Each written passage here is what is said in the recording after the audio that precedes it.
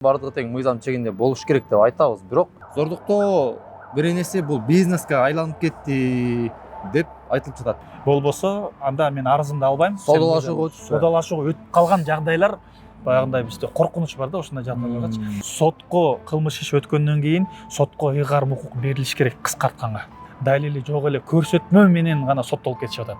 Мына ушул адам кылган десе, анан кантип тергөөчү ал адамды камабайт. Жана мындай жагдайларды бизнеске айлантырбоо максатында сотко ыйгарым укуктарды берип, түздөн түз экспертизага гана эмес, ошол көрсөтмөлөргө, аудио, видео жазууларга жана ошондой эле биологиялык заттарга, биологиялык далилдерге да таяныш керек да. А кээ бир учурларда биологиялык далили жок эле соттолуп кетип аткандар бар да. Түз эле. Ошо мыйзамдагы болуп жаткан тешиктерди биринчи алгач бүтүп алганыбыз оңураак экен.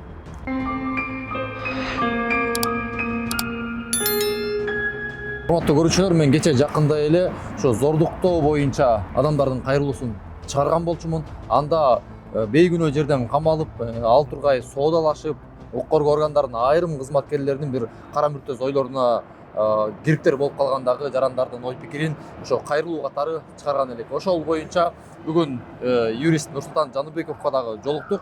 Нурсултан Жаныбеков бул боюнча дагы буга чейин да иш алып барып келген. Нурсултан мырза, мындайда бүгүнкү күндө өзүңүз деле жанагы жарандардын кайрылуусун көрсөңүз керек. Ал жакта зордуктоо бир нерсе бул бизнеске айланып кетти деп айтылып жатат. Ал жакта көптөгөн баягы жабыр тарткан жарандар бар экен. Ушул боюнча сиздин юрист катары оюңуз кандай, же болбосо ушуга мыйзамга кандай толуктоолорду киргизсе болот, сизде бир сунуштар барбы? Негизи кылмыш жаза кодексинин 57-чи беренесинин негизинде мурда эки тараптын элдешүүсү менен бул кылмыш иши кыскартылчу. Мурда 2023 жылга чейин.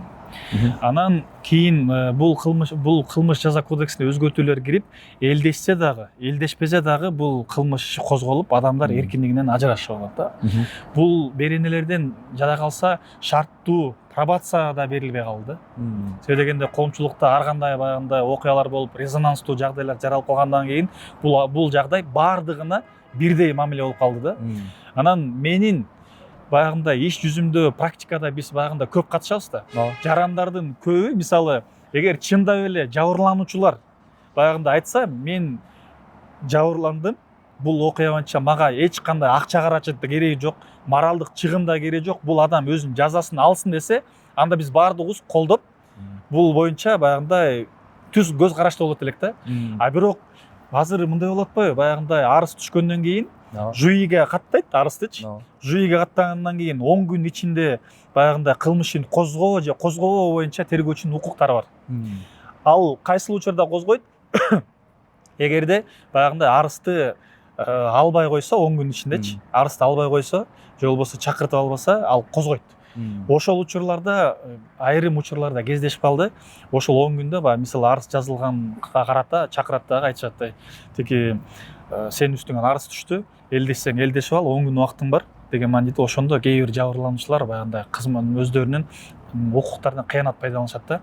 Сенде 10 күн убакыт бар, берсең монча бересиң, болбосо анда мен арызымды албайм. Соодалашууга өтүп калган жагдайлар баягындай бизде коркунуч бар да ушундай жагдайларгачы. Анан элестетсеңиздер, бул жерден сотко кылмыш иш өткөндөн кийин сотко ыйгарым укук берилиш керек кыскартканга.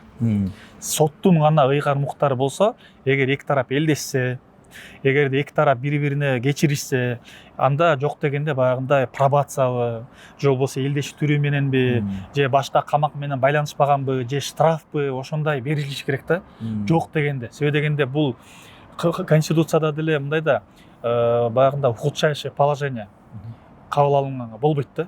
Биз бул боюнча да Конституциялык сотко жакында кайрылалы дегенбиз. Себеби дегенде канча деген адамдар мындай далили жок эле көрсөтмө менен гана соттолуп кетишип атат. Себеби дегенде өзүңүздөр деле көрсөңүздөр керек. Экспертизадан мисалы бирөө айтат, экспертизадан бул кыздыгы бузулган эмес, же болбосо мындай далил чыккан эмес, же болбосо бул жагы телесный повреждение жок депчи. Бирок иш жүзүнө келгенде кылмыш жаза процесстик кодексинин 80-чи беренесине ылайык жабырлануучунун көрсөтмөсү да бул далил да. Анан мына түздөн түз мисалы бир адамга мына ушул адам кылган десе, анан кантип тергөөчү ал адамды камабайт? Тергөөчүлөр айтат, кээ бир учурларда мен экспертизага таянам дейт. Экспертиза болсо мисалы бир тараптуу же болбосо бул тарапка чыгып калса, анда бирөөсү айтат мен комиссионный берем же болбосо комиссионный комплексный берем дейт. Анан тергөөчү ортодон баягындай айрым учурларда мыйзамсыз иш аракеттерге барып калышы мүмкүн да. Ошондуктан биз мындай прецедентти мындан ары болтурбоо максатында жарандардын укуктарын бирдей кароо максатында жана адилеттүүлүктү орнотуу максатында жана мындай жагдайларды бизнеске айлантырбоо максатында сотко ыйгармуктарды берип, түздөн түз экспертизага гана эмес, ошол көрсөтмөлөргө, аудио, видео жазууларга жана ошондой эле биологиялык заттарга, биологиялык далилдерге да таяныш керек да. Кээ бир учурларда биологиялык далили жок эле соттолуп кетип аткандар бар да. Түз эле. Түз эле.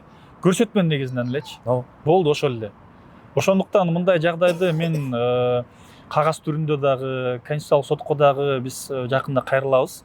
Мындай 154 берененин мурда элдешүү беренесин алып салгандан кийин бул кандайдыр бир деңгээлде жарандардын укуктарын баягындай жаман жака баягындай оорлоштурат да, жагдайларын оорлоштурат. Ошондуктан биз дагы суранат элек баягындай айрым депутаттардан, айрым бийлик өкүлдөрүнөн мыйзамга кандайдыр бир гумандуу жагы менен өзгөртүүлөрдү же болбосо мындай бизнести болтурбоого бир кандайдыр бир мыйзам өзгөртүүлөр киргизсе жакшы болмок. Себеби дегенде биздин ишмердүүлүгүбүзгө дагы эми мисалы биз мындай иштерди болсун же болбосун деп мындай биз ага кандайдыр кызыктар эмеспиз. Болгону биз иш алып баратканда кандайдыр бир кыйын кырдаалдарга туш болуп аткандан кийин, мыйзамдын кандайдыр бир коллизиялары болуп аткандан кийин, далилдердин баягындай карабай туруп эле соттолгондон кийин биз дагы кандайдыр бир адилеттүүлүктү орнотууга биз да салымыбызды кошкубуз келет да. Ошондуктан мындай жагдайларда 154 беренеге жана ошондой эле 156, 157 беренелерге өзгөртүүлөрдү сөзсүз түрдө киргизиш керек. Деги эле кандай болбосун баардыгы тең мыйзам чегинде болуш керек деп айтабыз. Бирок ошо мыйзамдагы болуп жаткан тешиктерди биринчи алгач бүтүп алганыбыз оңураак келет.